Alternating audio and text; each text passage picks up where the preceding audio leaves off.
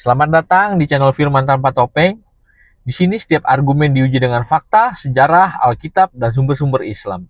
Kami mengajak Anda menyaksikan dialog yang terbuka, kritis, dan saling menghormati dalam mencari kebenaran. Tonton sampai akhir agar Anda tidak melewatkan poin terpenting dari diskusi ini. Dan jangan lupa subscribe, aktifkan lonceng notifikasi, dan selamat menyaksikan. Silakan. Jadi aku itu Muslim, KTP, ya. Cuman apa namanya? Aku tuh kadang aku suka tapi apa? Aku dulu kan sekolahku juga di Bosa. Tapi karena kebanyakan mayoritas keluarga aku Muslim, jadinya aku setelah lulus di Bosa aku kuliah di kampus Muhammadiyah gitu loh. Sebentar, saya kurang nangkep. Coba ulangi satu kali lagi. Gini, Anda terlahir Jadi dari... dulu kan aku di sekolah waktu SMA kan aku di Bosa kan. Bukan, maksudnya gini. Anda terlahir sebagai muslimah. Mayoritas. Sebenarnya ibu aku itu Kristen, cuman dia sekarang udah mualaf jadi Muslim.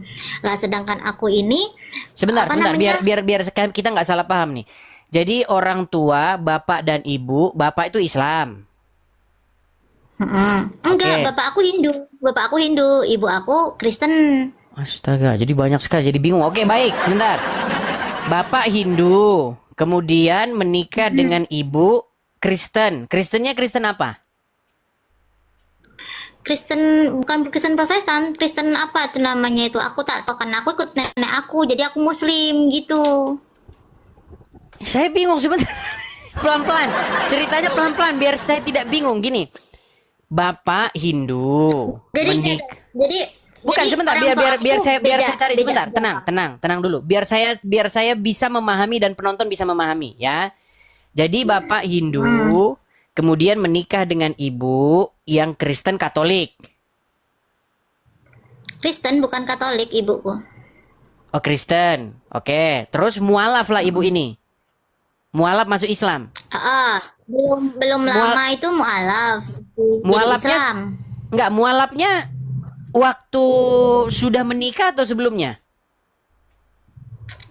Udah cerai sama bapakku. Bapakku udah nikah lagi. Oh, bapak udah nikah lagi, ibu juga udah nikah lagi. Enggak. Ibuku janda, terus habis itu pindah mualaf. Mualafnya kapan mualafnya? Sekitar 9 tahun, 10 tahunan lah, 10 tahunan yang lalu. Oke, ibu mualaf. Penyebab mualafnya apa? Disuruh keluarga Muslim.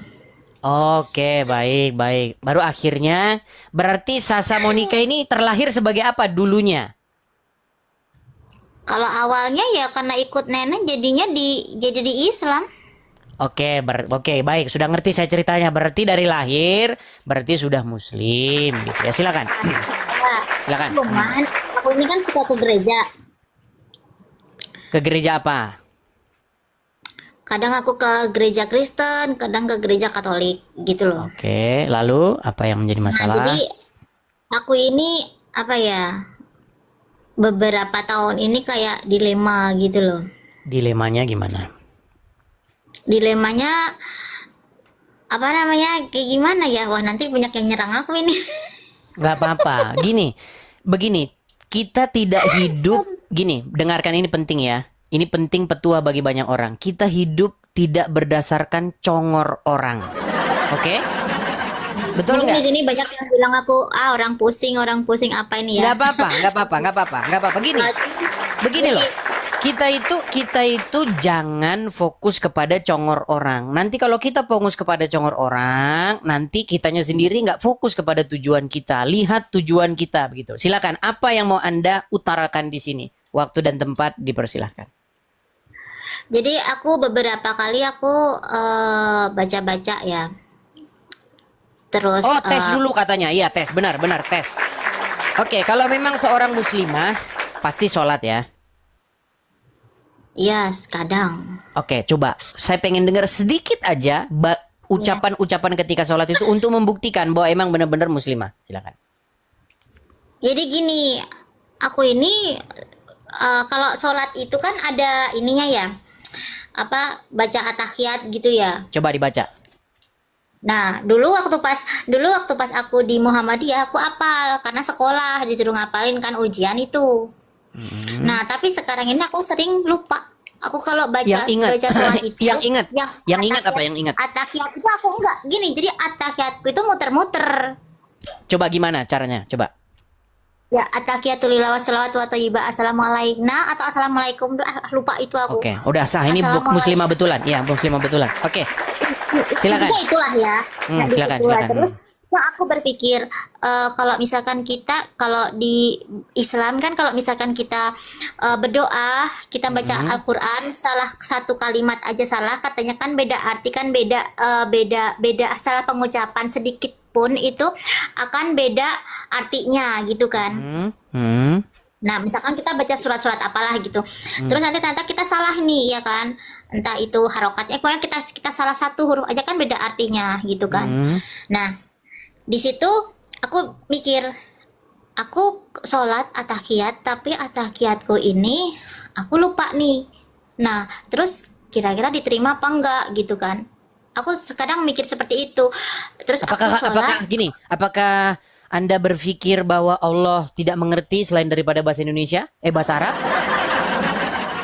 aku tahu Kan kalau gini, Tuhan kalau salah ucapannya, berarti kan nggak, takut nanti nggak diterima. Berarti adakah di dalam pikiran Anda bahwa Allah itu dia orang Arab begitu, dia nggak ngerti kalau nggak bahasa Arab, atau gimana? Yang ada di dalam pikiran Anda? Nah, itu dia yang aku bingung. Nah, Aku sendiri itu dia. aku sendiri percaya kalau Tuhan itu mengerti segala bahasa gitu kan. Betul, betul sekali. Justru itu menjadi pertanyaan besar. Kenapa kok Tuhan yang ini dia kok maunya bahasa Arab gitu? Emang kalau bahasa Indonesia kenapa? Emang lu nggak ngerti kalau bahasa Indonesia gitu? Gimana coba? Di dalam pikiran Anda apa waktu itu yang berkecamuk? Ya, aku itu apa namanya? Ya tadinya kan aku, keluarga aku Muslim, dan aku selalu, oh ya, kalau dulu kan kalau om aku bisa bilang gini ya, kamu itu sholat, kalau nggak sholat kafir kafir kafir. Nah, aku disukakan kayak gitu terus kan. Ya udah, ini aku sholat. Nah, sholat tapi kadang aku baca at-tahiyatnya kadang lupa-lupa, kadang kayak gitu. Nah, terus akhirnya ya udah aku sholat aja, tapi aku nggak ngerti gitu. Betul. Artinya Anda sudah sadar Dan sekarang bahwa dan aku sekarang ini aku nggak dipengaruhi sama siapapun, enggak ya.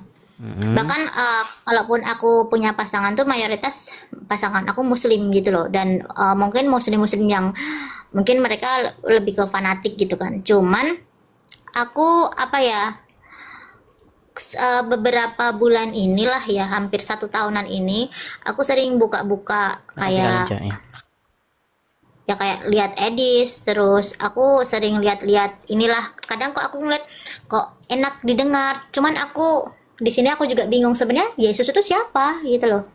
Baik. Pertanyaan bagus. Jadi gini, aku mau tanyanya gini, Tuhan itu kan tidak beranak, tidak diperanakan gitu kan. Bahkan orang Nasrani, orang Kristen lah ya, orang Kristen itu kan juga tahu, oh iya, bahwa Bapa itu dia tidak berbentuk tuh ya kan, dia tidak berbentuk, dia seperti zat lah, kalau orang Muslim bilang seperti zat gitu ya, tidak ada wujudnya, cuman kan dia roh, ini kan firman ke Yesus gitu kan, benar nggak sih? Ya begini ya, sebenarnya tidak terlalu tepat kan juga. terus kan katanya ada gini, terus kan ada gini yang bilang apa namanya, ya kalau nggak salah ya di itunya, kitabnya bilang siapa yang pengikut Yesus maka dia akan selamat gitu, Bapa akan menyelamatkan dia gitu kan. Iya, itu yang diinginkan oleh Bapa di surga yang mengutus Yesus. Tuhan Yesus itu perantara. Ya, Tuhan Yesus Yap, itu adalah perantara Tuhan Betul. gitu. Iya. Nah, Ia terus pertanyaan ia saya, adalah perantara kenapa yang kalau kita berdoa, kenapa harus melewati perantara Yesus? Kenapa nggak langsung ke Tuhan aja gitu loh? Kenapa harus lewat perantara? Kenapa nggak langsung aja ke Tuhan? ya ke Tuhan langsung nggak apa-apa, nggak masalah. Cuman kan kita menyandarkannya, membawanya dalam nama Yesus karena kita itu tidak layak begitu. Sebagai contoh nih, apakah Anda bisa langsung begitu ketemu dengan presiden? Begitu. Pasti ada sesuatu yang melayakkan Anda untuk bertemu dengan presiden, begitu. Apalagi kepada Bapa di sorga, begitu. Karena kita ini kotor, kita ini berdosa, kita itu nggak pantas begitu, ada di hadirat Dia, begitu. Makanya kita perlu yang namanya juru selamat atau yang membawa kita kepada Dia, begitu. Karena kita kotor. Saya kasih contoh misalnya begini. Anda merasa nggak bahwa diri Anda berdosa? Kalau saya ditanya, saya merasa diri saya berdosa. Diri Anda merasa berdosa nggak? Mm-mm. Nah, kira-kira gimana? Apakah kita pantas begitu? Tapi bukannya Tuhan itu Maha Pengasih, Iya, Maha betul. Penyayang, Maha Betul. Pemaaf. Apa yang membuat Dia memaafkan, apa yang membuat Dia mengasihi kita? Karena kita melakukan yang namanya pertobatan, karena kita melakukan penyesalan dan lain sebagainya. Nah, bagaimana kita bisa melakukan itu tanpa mengenal Yesus? Dari mana kita bisa tahu pengajaran yang benar tanpa Yesus? Begitu. Hmm. Tapi ngomong-ngomong, Terus yang saya pertanyakan begini nih. Berarti posisinya dari lahir sampai sekarang itu muslimah. Muslim, KTP ku Muslim juga, keluargaku Muslim, Muslim Oke. semua. Tapi ada Oke. beberapa yang Katolik, ada yang ini. Bahkan tadi pun aku sering berinteraksi dengan orang nonis lah. Terus udah gitu, apa namanya? Tadi juga sempat ngobrol-ngobrol juga. Baru tadi jam berapa? Jam 6 lebih apa ya tadi? Baru pada dari sini. Cuman ya itu tadi aku mempelajari dua kitab ini tuh pusing. Sudah dibaca? Ya baca, kadang enggak, ya tak baca-baca, kadang ku baca-baca juga. Cuman jadi gini, aku kadang tuh semakin kesini tuh kadang aku tuh kalau apa gini loh, kalau denger nasihat ceramah kayak gitu tuh dari kiai sama ini tuh aku kok kayaknya di hatiku lebih nyantol di sini gitu loh. Nyantol di mana? Ini Di sini mana maksudnya? Kristen. Oh, di Kristen. Berarti udah ada niat-niatan mau jadi pengikut Yesus? Sudah ada niat-niatan mau menjadi pengikut Yesus? Aku baru mencari-cari tahu, aku baru mendalamin. Cuman kalau untuk masuknya aku mungkin belum Masih mau takut belajar. ya. Masih mau belajar ya. Dan masih Oke. takut ya Oke. karena keluarga besarku. Baik. Berarti lebih nyaman seperti ini dilihat oleh 7.800 orang atau mau private saja? Itu aku belum Oke. tahu itu. Baik, kalau seperti itu nanti, ini kan banyak yang Kristen yang nonton. Nanti mungkin ada yang DM. Kira-kira keberatan nggak kalau menyebutkan daerah tempat tinggalnya? Di Jogja saya sering Oke. ke ini juga, sering ke gereja Baik. juga. Baik, mungkin nanti ada teman-teman yang inbox, yang ngasih Cuman tahu. kadang aku kan cuman kadang diginin. Murtad gitu. Digituin kan aku banyak. Iya, nggak usah Murtad ya banyak yang kayak gitu. Sedangkan aku ini belum mendalami kitab itu, aku belum bisa. Jadi ketika aku diserang atau mungkin umat sesama aku yang sama-sama Muslim ngomong gini-gini, aku nggak bisa jawab, paham kan?